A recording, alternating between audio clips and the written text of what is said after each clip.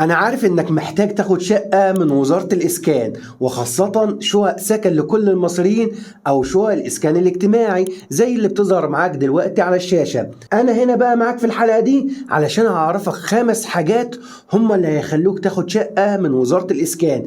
ال5 حاجات دول عايزك تركز فيهم كويس جدا جدا، لأنك هتحتاجهم في الإعلان اللي هينزل قريب بإذن الله. ولو حبيت تعرف بقى ال5 حاجات دول هكلمك عن إيه بالظبط؟ هكلمك يا صديقي بقى عن السن والدخل والاستفادة والملكية والإقامة بتاعتك. الحاجات دي هوضحها لك ببساطة، لأن مفيش إعلان من إعلانات شقق الإسكان الاجتماعي إلا ولازم تفهم ال5 حاجات دول، لأنهم موجودين في كل الإعلانات. يلا بينا نبتدي الكلام في المفيد. هاني الخميسي.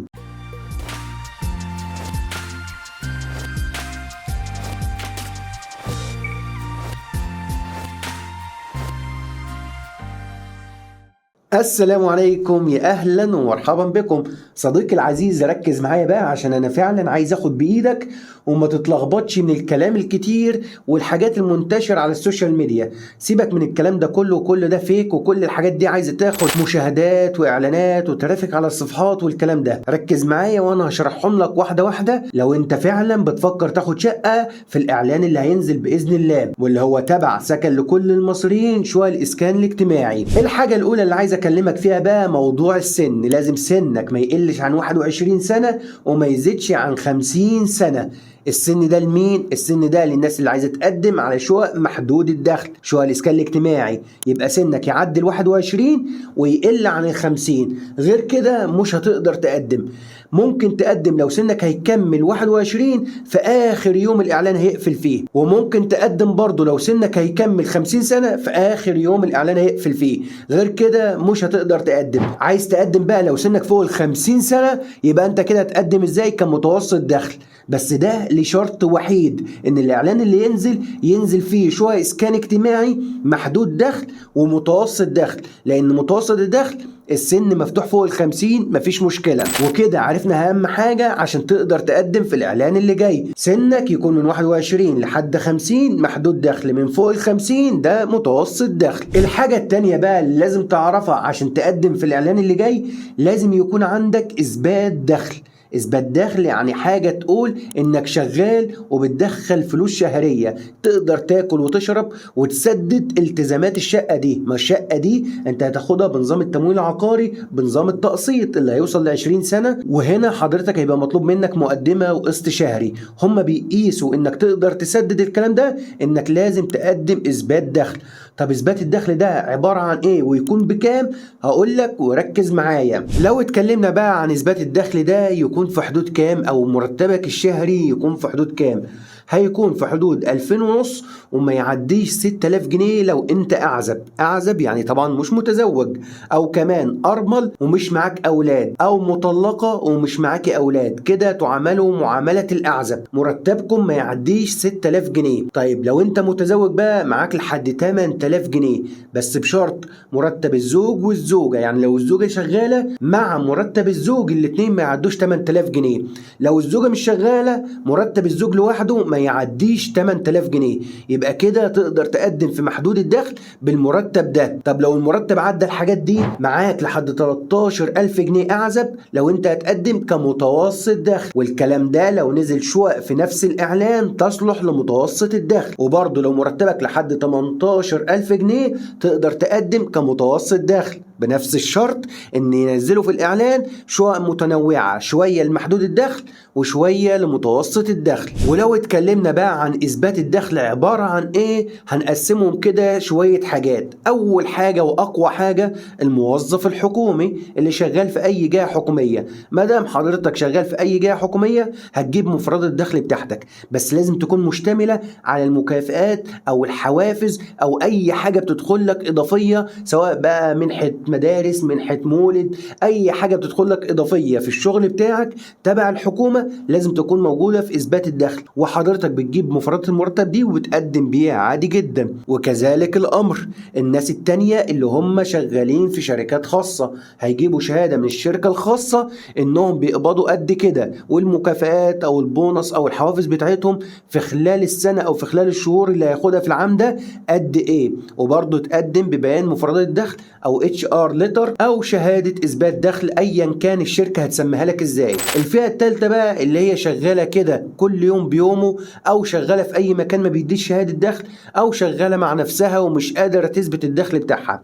دي احنا بنجهز لها شهاده دخل عن طريقنا ومن مكتبي باذن الله، وبنخلص لكم بالمناسبه كل اجراءات التقديم بصوره قانونيه صحيحه وسليمه وفقا للقوانين الصحيحه للاسكان الاجتماعي. خلي بالك لان الموضوع قانوني بحت، مش اي حد يتكلم ويقول لك انا بقدم انا بودي انا بجيب. ايوه يا سيدي انت شويه خبر عرفتهم او شويه ممارسه مارستهم، كلام صحيح جدا واحترمك وكل التقدير والاحترام، ولكن حضرتك في حاجات قانونيه ما يستوعبهاش الا راجل قانون. وبفضل الله بصفتي مستشار قانوني ملم جدا، وبقالي اكتر من 4 سنين على السوشيال ميديا واكتر من 10 سنين متخصص في قوانين وشقق الاسكان بفضل الله عز وجل. اشتغلنا كتير جدا على شقق الاسكان بكل الشرائح بتاعتها من اقل حاجه لاعلى حاجه، وكل القوانين ده مجال شغلنا ولله الفضل. فلو حبيت تتواصل مع مكتبنا ان شاء الله في وقت التقديم على اعلان او تجهيز حتى شهادات الدخل او مراجعه اوراقك او تظبيط اي حاله ان شاء الله، تقدر تتواصل مع فريق العمل على الارقام اللي بتظهر معاك دلوقتي على الشاشه. ونرجع تاني لموضوعنا والناس اللي عايزه تثبت الدخل بتاعها، فقلنا احنا هنجهز لهم شهاده دخل من محاسب قانوني معتمد. الشهاده دي بتقول ايه او هنثبت فيها ايه؟ الشهاده دي بتقول ان حضرتك مثلا بتبيع وليكن ملابس، بتبيع اكسسوارات، بتبيع اي حاجه، مندوب تسويق، مسوق الكتروني،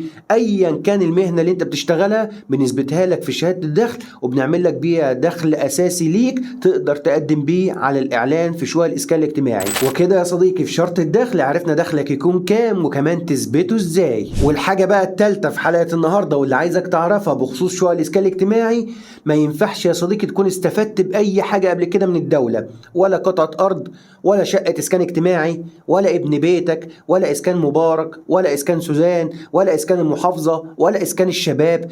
اي حاجه استفدتها من الدوله قبل كده مش هينفع تقدم على شقق الاسكان الاجتماعي سواء محدودي او متوسط الدخل. الشقق اللي هي الشرائح الاعلى سكن ودار وجنه تقدر تقدم، ولكن الشقق المدعومه شقق الاسكان الاجتماعي مش هتقدر تقدم عليها ما دام سبق ليك الاستفاده باي حاجه من الدوله قبل كده. وطبعا على راسهم لو انت كنت مقدم على شقه اسكان اجتماعي في اي اعلان قديم، لان الاسكان الاجتماعي بدا من سنه 2014 ككلمه او مسمى الاسكان الاجتماعي.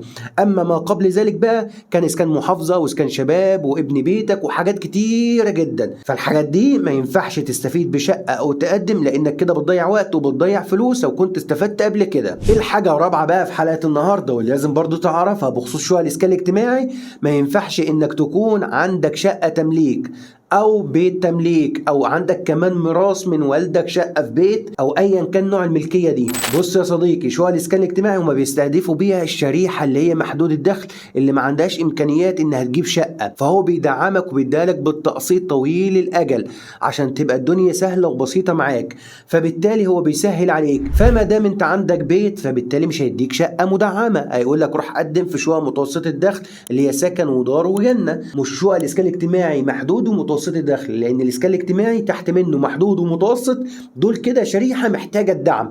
وفي شقق الاسكان المتوسط اللي هي السكن ودار وجنه دول عادي جدا تقدر تقدم فيهم حتى لو عندك شقه تمليك مفيش مشكله. فحضرتك لو عندك شقه او عندك ميراث في بيت والدك او عندك بيت عندك اي حاجه ملكيه ينفع تسكن فيها، يبقى كده مش هتقدر تقدم على شقه في الاسكان الاجتماعي. وما تضيعش وقتك وما تقدمش عشان لو نزل استعلام وعرف الكلام ده يبقى هتترفض. واحنا هنا بنحاول نوجهك وناخد بايدك للصح. والحاجه الخامسه والاخيره في حلقه النهارده واللي لازم تعرفها عن شقق الاسكان الاجتماعي، مش هينفع اي حد يقدم في اي مكان والسلام، لا احنا هنقسم الموضوع هنا لمحدود دخل ومتوسط دخل ومن فوق كده الاسكان الاجتماعي. متوسط الدخل يقدر يقدم في اي مدينه، مش شرط انه يبقى مقيم فيها، عادي جدا. من اسوان يقدم في اسكندريه، من بني سويف يقدم في القاهره، من القاهره يقدم في المنيا، ده كله عادي جدا. اما شقق الاسكان الاجتماعي محدود الدخل هي محدده لابناء المحافظه او المولودين فيها او اللي شغالين فيها او المحافظه اللي جنب المحافظه. تعالوا نفسر الكلام ده. اول حاجه عشان تقدر تقدم على شقه محدود دخل لازم تكون مقيم في المحافظه دي. مقيم ازاي؟ مقيم بالبطاقه بتاعتك او مقيم بعقد ايجار حتى لو مش موثق، عادي جدا. الحاجه الثانيه عشان تقدر تقدم في محافظه القاهره مثلا وعايز تاخد شقه فيها تكون شغال فيها ومحل اقامتك في المنيا، في اسوان، في اسكندريه، في الاسماعيليه، في الشرقيه، مش هيفرق، بس ما دام شغال في القاهره تقدر تقدر تقدم في القاهرة. تثبت الكلام ده ازاي؟ عن طريق اثبات الدخل او شهادة الدخل اللي احنا قلنا عليها انك شغال في القاهرة. ايه الحاجة اللي بعد كده عشان تقدر تقدم مثلا جوه القاهرة وانت مش منها، تكون اتولدت فيها بس شغلك وسكنك في اي حتة تانية مفيش مشكلة، بس شهادة الميلاد بتاعتك بتقول انك من مواليد المحافظة دي، على اساس انك ممكن ترجع لها في يوم من الايام، فتقدر برضو تقدم كأنت مواليد من مواليد المحافظة اللي انت عايز تاخد فيها شقة. الحاجة الاخيرة وتيجي في الترتيب الاخير، ودي مش بتبقى مضمونة لو في محافظة عليها ضغط كبير، مثلا انت عايز تقدم في القاهرة وانت من بني سويف او الفيوم او مثلا الشرقية، ينفع تقدم في القاهرة عادي جدا كمحافظة مجاورة. يعني ايه محافظة مجاورة؟ يعني انت جنب المحافظة اللي فيها الشقق، محافظتك جنب المحافظة دي، بس هنا هيكون الأولوية للناس اللي من جوه المحافظة نفسها، اللي جوه المحافظة هم اللي هيكون لهم الأولوية. وطبعا لو القاهرة والجيزة ما بنصحكش او مش بتبقى فرصتها قوية، لان القاهرة والجيزة عليها ضغط كبير جدا جدا، فبالتالي ممكن ما يتبقاش شقق في الإعلان ده للناس اللي هم من محافظات مجاورة. فالأفضل ان انت لو عندك محل إقامة أو تقدر تاخد محل إقامة حتى لو بعقد إيجار مش موثق، هتقدر تقدم عادي جدا كفئة الناس المقيمين جوه المحافظة. وبس كده يا صديقي، دول كانوا الخمس حاجات اللي لازم تعرفهم عن شقق الإسكان الاجتماعي سكن لكل المصريين في الإعلان اللي هينزل بإذن الله، علشان ترتب نفسك. ولو احتجت بقى أي استشارات أو أي تقديمات أو أي تظبيط لحالتك بإذن الله، تقدر تتواصل مع فريق العمل، والأرقام بتظهر معاك على الشاشة، علشان ناخد بإيدك للصح ونوجهك ده ينفع وده ما ينفعش، ده يصح وده ما يصحش، الورقة دي مهمة والورقة دي مش مهمة، الدخل ده بتاعك مظبوط ولا مش مظبوط، الأولوية بتاعتك في الشقق تروح لفين، هل أنت من الناس اللي في الأولوية ولا مش في الأولوية، وهل في حاجة نقدر نظبطها بخصوص الأولوية ولا لا. كل الأمور دي إن شاء الله نحاول نساعدك فيها بقدر استطاعتنا وبخبرتنا بفضل الله عز وجل، ونتمنى لكم كل خير والتوفيق، ونقول لكم دمتم في رعاية الله وأمنه، والسلام عليكم ورحمة الله وبركاته.